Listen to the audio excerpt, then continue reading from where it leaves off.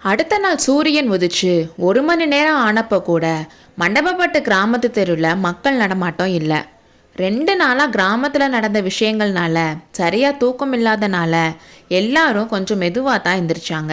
நிறைய வீட்டில் வாசல் கதவே திறக்காம தான் இருந்துச்சு. நாவுக்கரசர் மடத்தோட வாசல் கதவும் உள்ள பூட்டி தான் இருந்துச்சு.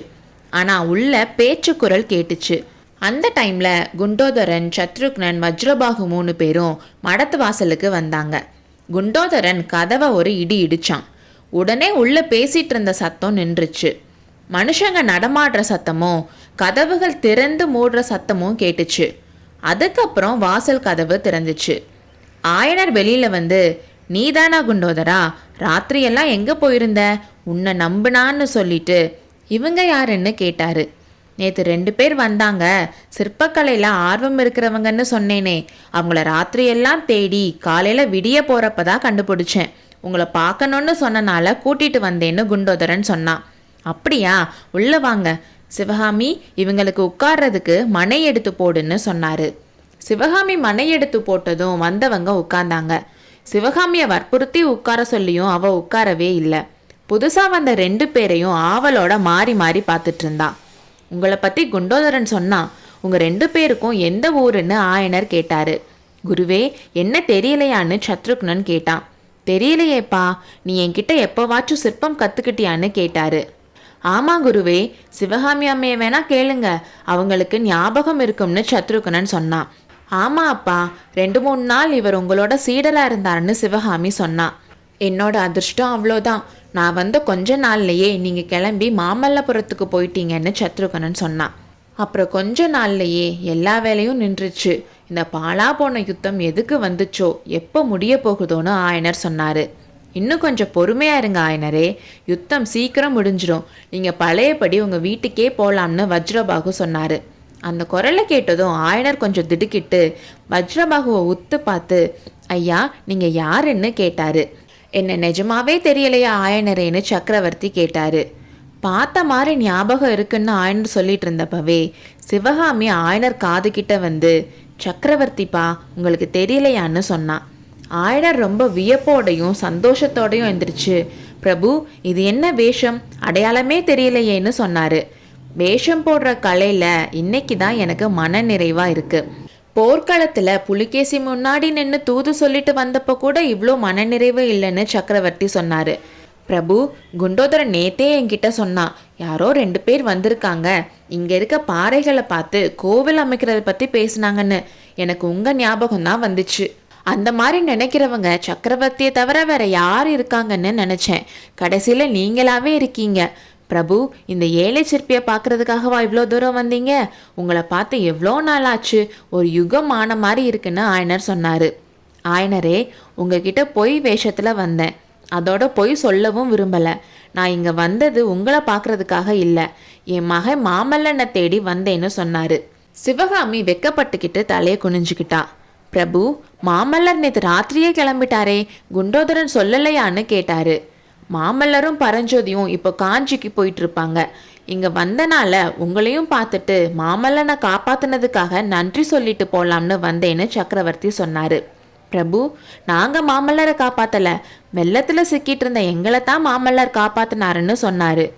ஆமா ஐனரே, அதுவும் எனக்கு தெரியும். ஆனால் நீங்கள் மாமல்லரோட உயிரை காப்பாற்றியதும் உண்மைதான். நீங்கன்னா முக்கியமாக உங்கள் மகளை சொல்கிறேன், இதை பாருங்கன்னு சொல்லி கத்தியை எடுத்து காட்டினாரு. காரணம் தெரியாமல் 2 பேரும் அந்த கத்தியை பார்த்தாங்க. இந்த விஷக்கத்தி மாமல்லன் மேலே பாயறதுக்காக இருந்துச்சு. அப்போ சிவகாமி மாமல்லன் பக்கத்தில் இருந்தனால அவன் தப்பிச்சான்னு சக்கரவர்த்தி சொன்னார். சிவகாமி நடுங்குனா. அவளோட இதயத்தில் இருக்கிற தெய்வத்து மேலே விஷக்கத்தி பாயறதுக்கு இருந்துச்சான்னு அவன் நினச்சப்போ அவளோட நெஞ்சில் அந்த கத்தி பாஞ்ச மாதிரி வலி ஏற்பட்டுச்சு. ஆனால் அந்த மாதிரி எதுவும் நடக்காமல் நம்மளால மாமல்லரை காப்பாற்ற முடிஞ்சிச்சுன்னு நினச்சப்போ அளவில்லாமல் சந்தோஷமும் வந்துச்சு. ஆனால் நம்ம எப்படி எப்போ காப்பாற்றணும்னு தெரியாதனால குழப்பமாகவும் இருந்துச்சு. பிரபு, என்ன சொல்கிறீங்க? குமார சக்கரவர்த்தி மேலே விஷக்கத்தி பாயறதுக்கு இருந்துச்சா? அதை செய்ய போன பாவி யாரு? அதை எப்படி சிவகாமி தடுத்தா? எனக்கு எல்லாமே ஒரே மர்மமாக இருக்குது. சிவகாமி, உனக்கு ஏதாச்சும் தெரியுமான்னு ஆயனர் கேட்டார்.